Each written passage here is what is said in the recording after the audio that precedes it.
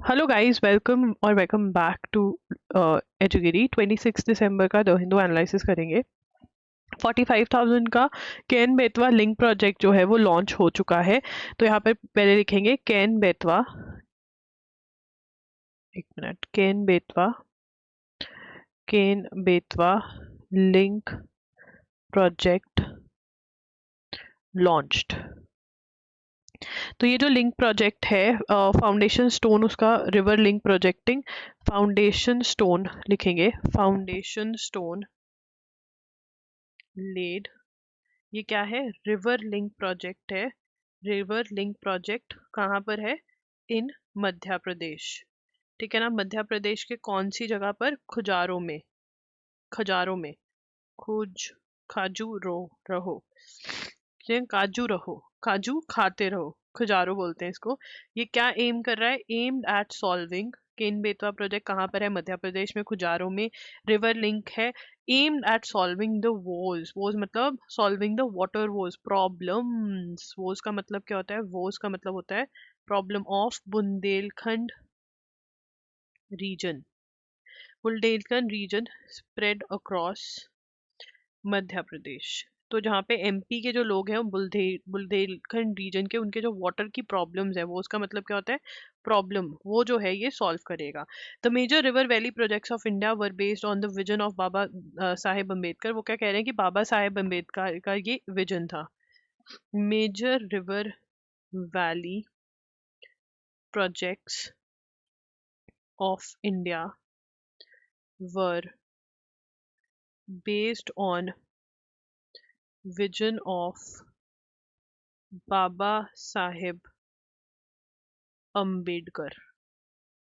तो बाबा साहेब अम्बेडकर का विजन था, sorry for the golden cough situation. ठीक है, तो उनका विजन था। हमें क्या याद रखना है कि केन बेतवा प्रोजेक्ट कहाँ पर फाउंडेशन स्टोन लेके आए? मध्य प्रदेश में। ठीक है। At least 38 dead as Russia bound aircraft crashes in Kazakhstan. ठीक है। अब यहाँ पर अजरबैजानी एयरलाइनर एयरक्राफ्ट। तो कंपनी का नाम पूछा जा सकता है। ठीक है, कहाँ से जा रही थी एयरक्राफ्ट? रशिया बाउंड, रशिया को जाना था। रशिया बाउंड क्रैशेस इन, कहाँ पर क्रैश हुई? इन कजाकिस्तान। तो क्वेश्चन यहाँ से यही निकलेगा, कौन सी कंपनी का था? क्या निकलेगा क्वेश्चन? कौन सी कंपनी का था? ठीक है, तो ये अजरबैजानी एयरलाइनर। उसके बाद M T Vasudevan Nair, one of India greatest writers of all time, died. तो यहाँ पर M T Vasudevan Nair died. क्या था? Writer. Writer, India's greatest writer. ठीक है जी। He was also an exceptionally script writer, script writing भी करते थे, राइटर थे बेसिकली। ठीक है ना? मलयालम सिनेमा से ज्यादा जुड़े हुए थे। ठीक है, उसके बाद आगे चलेंगे। Ever since the use of direct cash transfers to eligible beneficiaries as well as a welfare measure gain prominence following. तो डायरेक्ट ट्रांसफर ऑफ मनी क्या है? कि जैसे ये बोलते हैं कि महिलाओं को 2,000 रुपए देंगे, 1,000 रुपए देंगे। ये क्या है? डायरेक्ट ट्रांसफर, कि महिलाओं के अकाउंट में जा रहे हैं। तो महिलाओं का उसके ऊपर हक है, पति नहीं लेके जा सकता, अगर महिला ना चाहे तो नहीं देगी वो। ठीक है ना? तो यहाँ पे लाडकी बहन, लाडली बहना स्कीम है महाराष्ट्र की, मध्य प्रदेश की, यहाँ पे जहाँ पे वुमेन को पैसा दिया जा रहा है। 2,100 कह रहे हैं दिल्ली में देंगे। तो ये सारी चीजें हो रही हैं। ठीक है ना? Sorry guys. Disasters have always served as harsh reminder. तो डिजास्टर मैनेजमेंट एक्ट के बारे में आज बात हो रही है। सुनामी जो आई थी 2000, इंडिया में सुनामी आई थी, शायद तुम में से कुछ पैदा भी नहीं हुए थे तब, या हो गए थे। 26 दिसंबर 2004 तमिलनाडु में आई थी। बहुत ही बुरी थी ये सुनामी। ठीक है ना? तो उसको याद कर रहे हैं कि उसने हमें बहुत कुछ सिखाया। ठीक है, ये बस याद रखना है कि कब आई थी, कहाँ पर आई थी। Cargo ship blast in Mediterranean was a terrorist attack. तो यहाँ पर cargo ship attack on Russian ship in Mediterranean said to be terrorist attack. अब कौन सी शिप थी? शिप का नाम भी इंपॉर्टेंट हो गया। शिप का नाम होगा उर्सा मेजर। ठीक है ना, sank in international waters of Spain। ठीक है, ये हमें याद रखना है। शिप का नाम रशिया की शिप थी, कार्गो शिप मतलब सामान उठा रही थी, मेडिटेरियन सी में डूबी, टेररिस्ट अटैक माना जा रहा है इसको। अब इसके बाद Madath Thekkepat Vasudevan Nair fondly known as MT was born in. अब यहाँ पे इनका पूरा नाम दिया हुआ है, तो ये वहां पर ऊपर ही जाके लिख लो जहाँ पे इनकी डेथ का लिखा है हमने, Thekkepat Vasudevan Nair, that is MIT। ठीक है ना, इतना ही लिखता है। उसके बाद India Saudi Arabia explore joint ventures in defence sectors. तो डिफेंस सेक्टर्स में देख रहे हैं कि अगर कुछ एक साथ कर सकते हैं। Saudi Arabia is on top of the list of India's close friends and allies, and so is key to share a number of defense technologies. ठीक है, highlighting the courage Saudi Arabia's Vision 2030, under which it is targeting to localize 50% of defense spending, and India's Make in India initiative. Envoy highlighted that there are a lot of investment opportunities in the defense. Just a minute. You will have to take a break. I'm just coming back.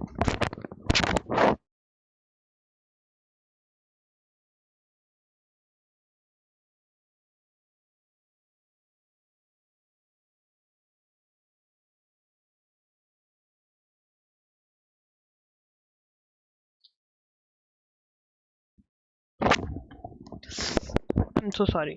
Yes, तो यहाँ पर वो क्या कह रहे हैं कि उनका एम है कि वो लोकल प्रोडक्शन स्टार्ट करें। कौन?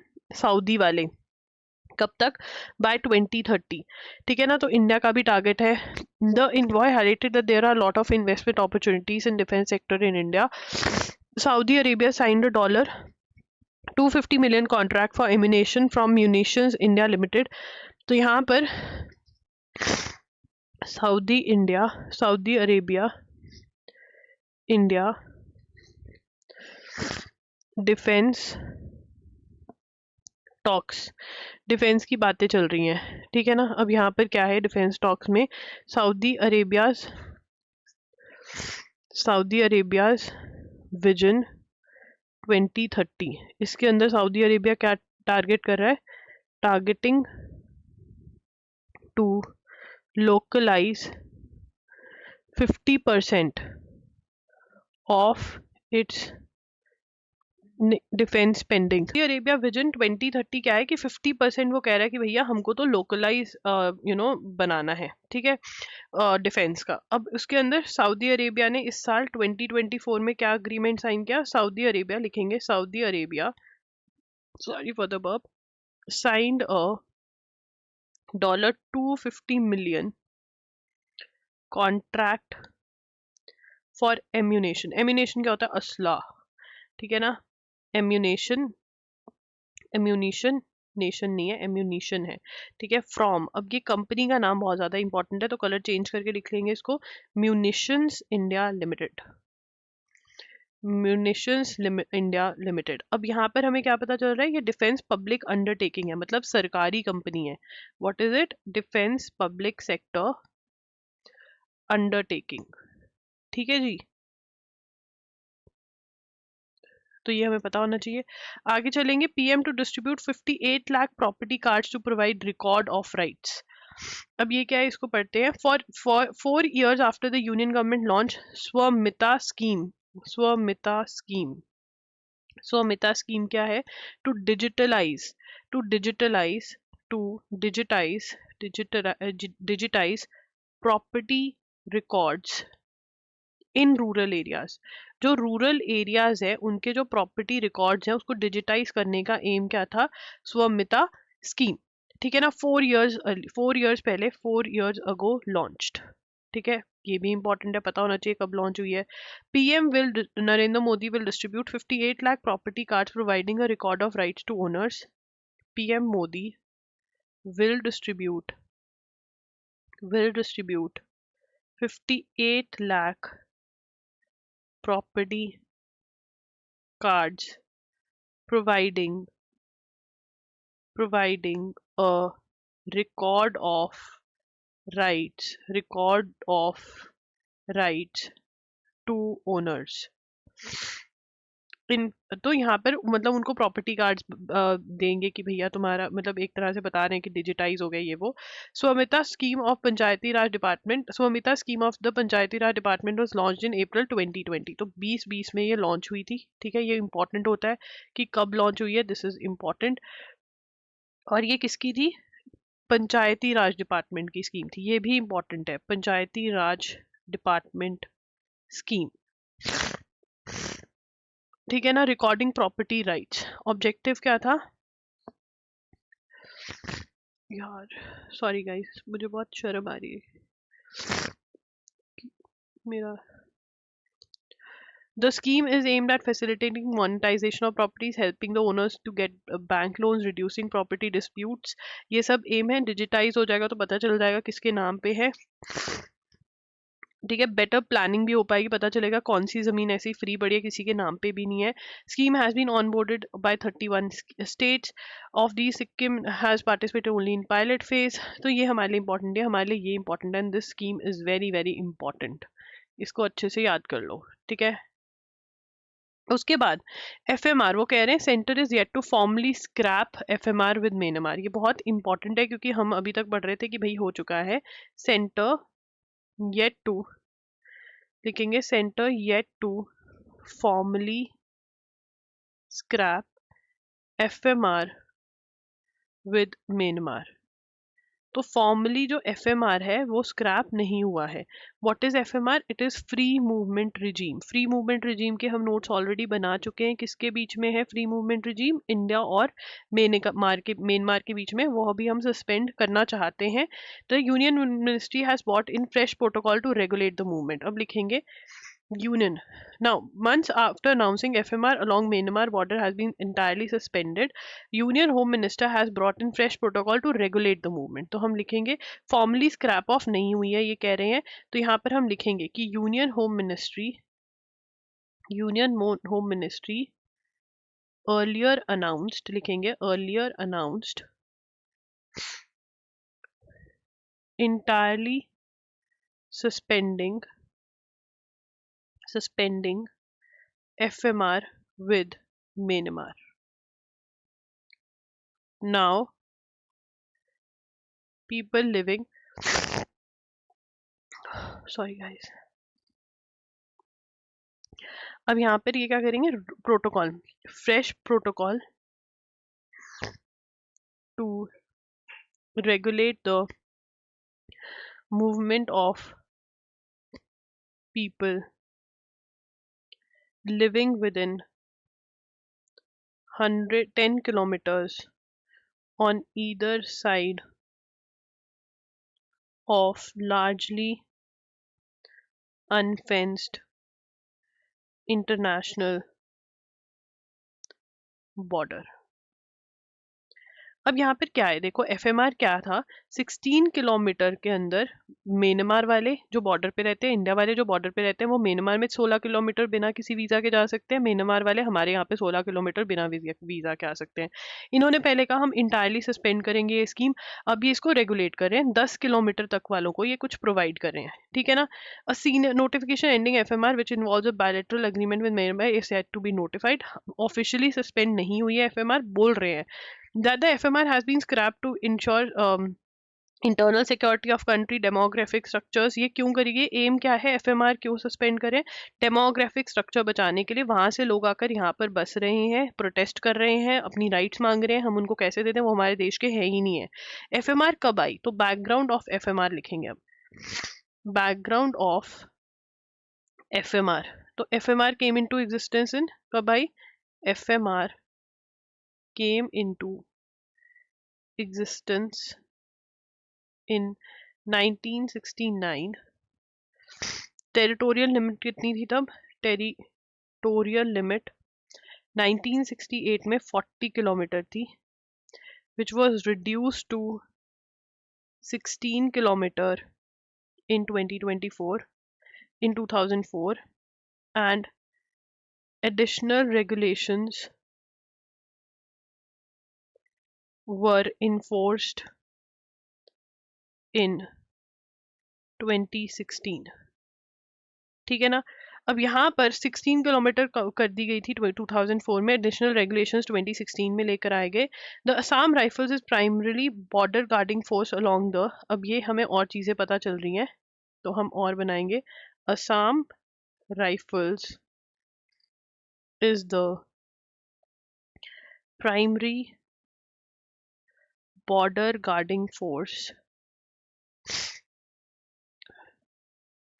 अलोंग, जो ये म्यांमार इंडिया का बॉर्डर है, 163 किलोमीटर लॉन्ग बॉर्डर है, ठीक है ना, उसको कौन गार्ड कर रहा है, उसको गार्ड कर रहे हैं असम राइफल्स, ठीक है ना। और इसके साथ बॉर्डर किस किस का लगता है ये भी हमें पता चल रहा है, तो ये हम यहाँ पे एक और लेंगे, अलोंग बॉर्डर किस किस के साथ लग रहा है इनका, 164 बॉर्डर विद म्यांमार। स्टेट्स कौन कौन सी आ रही हैं, along the states of, along the states of Arunachal Pradesh, Nagaland, Manipur and Mizoram. तो बॉर्डर किस किस के साथ लग रहा है, इन सारी स्टेट्स के साथ जो है वो बॉर्डर लग रहा है, ठीक है। For entry into India for Myanmar new rules क्या है अब, ठीक है, अब न्यू रूल्स का हम लिख लेते हैं, न्यू रूल्स क्या है, न्यू रूल्स है एंट्री के लिए इंडिया, लिखेंगे ये, for entry into India from Myanmar individuals will have to report at designated border crossing points, individuals will have to report at designated border crossing points। तो border crossing points पे report करना होगा, ठीक है ना, जिनको म्यांमार से India आना है, ठीक है। Assam rifles will conduct document inspection, Assam rifles will conduct document inspection, documents जो हैं वो चेक करे जाएंगे, ठीक है ना। हेल्थ चेकअप होगा स्टेट पुलिस पे, हेल्थ डिपार्टमेंट हेल्थ चेकअप करेगी, सिक्योरिटी चेकअप करेगी। Assam rifle upload forms on Indo Myanmar border portal, जिसमें बायोमेट्रिक्स भी होंगे, और ये सब कुछ करके बॉर्डर पास इशू किया जाएगा जिसमें क्यूआर कोड भी होगा। The pass will have to be deposited on return, ठीक है ना। तो ये जो सिस्टम है ये नया सिस्टम बना दिया है। 8 पायलट एंट्री पॉइंट्स हैं यहाँ पर, ये सारा हमें डिटेल में नहीं करना, न्यू रूल्स क्या है, बैकग्राउंड ऑफ एफएमआर, ये सारा हमने कर लिया, ठीक है। आगे चलेंगे, Salman Rushdie the satanic versus available in India, Salman Rushdie the satanic verses available in India, ठीक है ना। ये बुक बहुत कंट्रोवर्शियल है, इसी बुक के पीछे इनकी जान पे भी हमले हुए हैं, ठीक है ना। ये बुक जो थी purchase in India after 36 years purchase के लिए अवेलेबल है। राजीव गांधी गवर्नमेंट ने बैन कर दी थी, Rajiv Gandhi government banned the work, ये वर्क बैन कर दिया गया था, ठीक है ना। ये क्या है कि डीम टू बी ब्लास्फेमस, की रिलीजन, किसी रिलीजन की, भगवान की बेइज्जती कर रहे हो तो उसको बोलते हैं to be blasphemous by Muslims. ये मुस्लिम्स कहते हैं कि ये बुक सही नहीं है हमारे रिलीजन के लिए, ठीक है ना। The order came after government authorities fail to, वो कह रहे हैं कि कोई भी ऑफिशियल नोटिफिकेशन, ठीक है ना। अब यहाँ पर in November Delhi High Court close the proceedings, Delhi High Court लिखेंगे, Delhi High Court close the proceedings challenging the ban, government authorities failed to submit notification dated 5th October 1988 which banned the import of the book। तो ये वो notification ही नहीं मिल पाई जहाँ पर ये book ban करी थी राजीव गांधी ने, तो मतलब बोल के ही बैन कर दिया, नोटिफिकेशन नहीं मिली, तो दिल्ली हाई कोर्ट कहता है हम बैन नहीं कर सकते अगर कोई नोटिफिकेशन ही नहीं है। The book ran into trouble shortly after its publication, eventually leading to Iranian leader Ruhollah Khomeini issuing a fatwa calling on Muslims to kill Rushdie। तो यहाँ पर लिखेंगे Iranian leader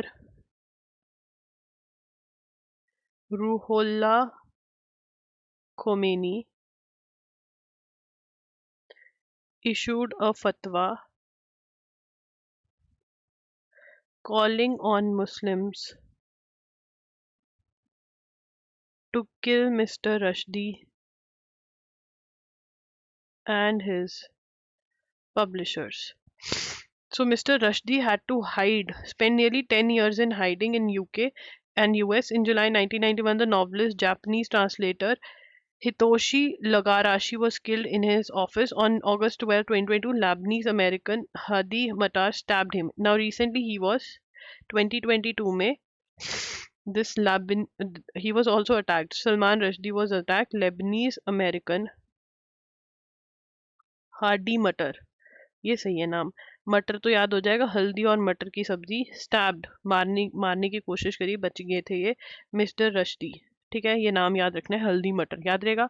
हल्दी मटर सलमान रश्दी की बुक का नाम भी क्वेश्चन में आ सकता है। 36 ईयर्स बाद इंडिया में बिक रही है, राजीव गांधी ने बैन लगाया था, वो नोटिफिकेशन नहीं मिली, दिल्ली हाईकोर्ट कहता देख लो कोई बात नहीं। ठीक है, on December 13 China US agree to extend their agreement, लिखेंगे China and USA agreed to extend their agreement on cooperation in science and technology for another 5 years। ठीक है ना, ये कब से चल रहा है? एग्रीमेंट फर्स्ट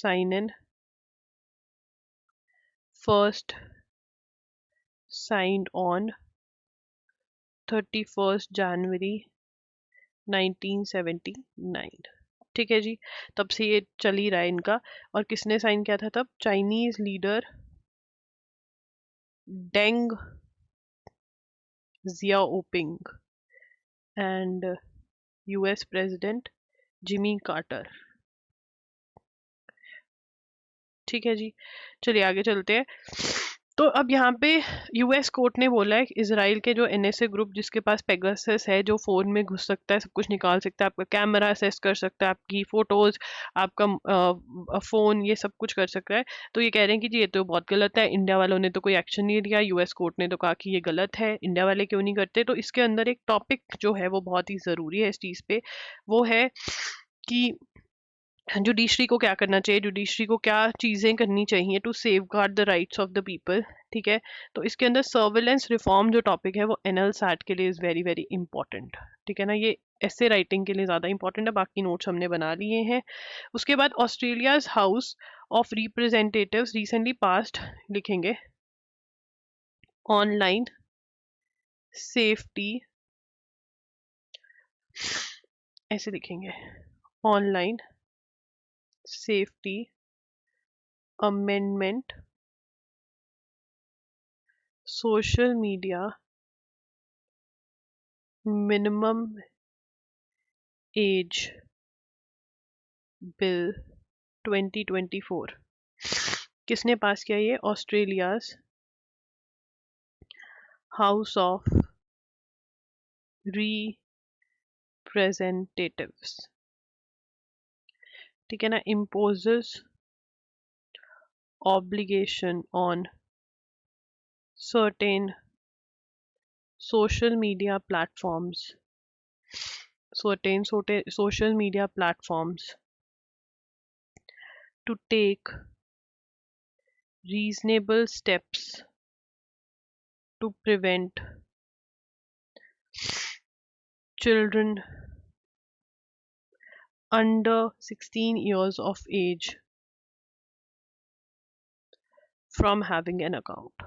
तो सोशल मीडिया अकाउंट नहीं बना सकते वो लोग, ठीक है ना। 16 साल से कम की उम्र के बच्चे ऑस्ट्रेलिया में नहीं बना सकते अकाउंट, ठीक है ना। जो जो इंटरव्यू देने वाले हैं उनके लिए ये क्वेश्चन आ सकता है, आपकी क्या ओपिनियन है इसके बारे में, ठीक है। Object of amendment new part, ठीक है, to reduce risk of harm to age restricted users from any kind of social media platform. The age-restricted social media platforms affected by the proposed amendment would an electron enable online social interaction. अब यहाँ पर इनको क्या बोल रहे हैं ये, इनको ARSMP बोल रहे हैं, ठीक है ना, age restricted social media platforms. तो मतलब कुछ प्लेटफॉर्म्स तो बिल्कुल ही नहीं देख सकते, कुछ प्लेटफॉर्म्स देख सकते हैं, जो ज़रूरी वाले वो देख ही रहे हैं. That will minimum include ARSPMP will include TikTok,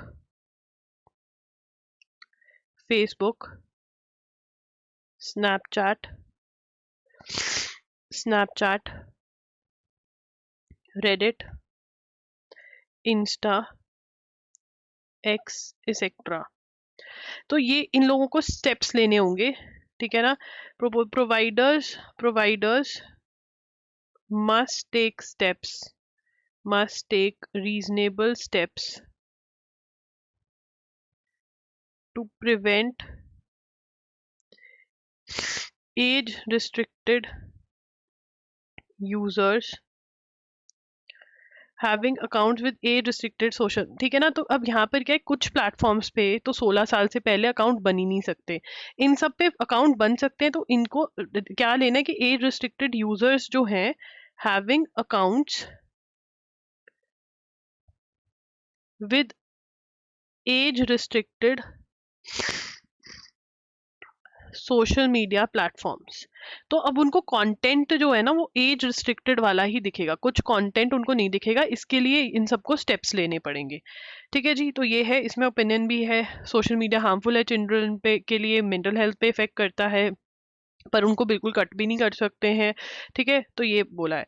so guys, आपको पता ही होगा कि स्लैट का जो रिजल्ट है वो आ चुका है. पहले तो बताना कमेंट्स में आपका रिजल्ट कैसा रहा, ठीक है ना. दूसरा, हमने आज ही इंटरव्यू कोर्स लॉन्च किया है आपकी हेल्प के लिए, जिससे आपको बहुत बहुत हेल्प होगा. बहुत रीजनेबल प्राइस है, उसमें आपको बहुत चीज़ें मिल रही हैं, ठीक है. loggery.in पर जा सकते हो, loggery.in/learn पे जाओगे तो आपको मिल जाएगा वहाँ पर. लिंक चाहिए तो कमेंट्स में बता सकते हो. मॉक इंटरव्यू आप बुक करवा सकते हो, ठीक है ना. और बाकी सारे जो मॉक्स मिल रहे हैं वो तो मिल ही रहे हैं, ऑफर भी चल रहा है उन पे ऊपर, वो चेक कर सकते हो.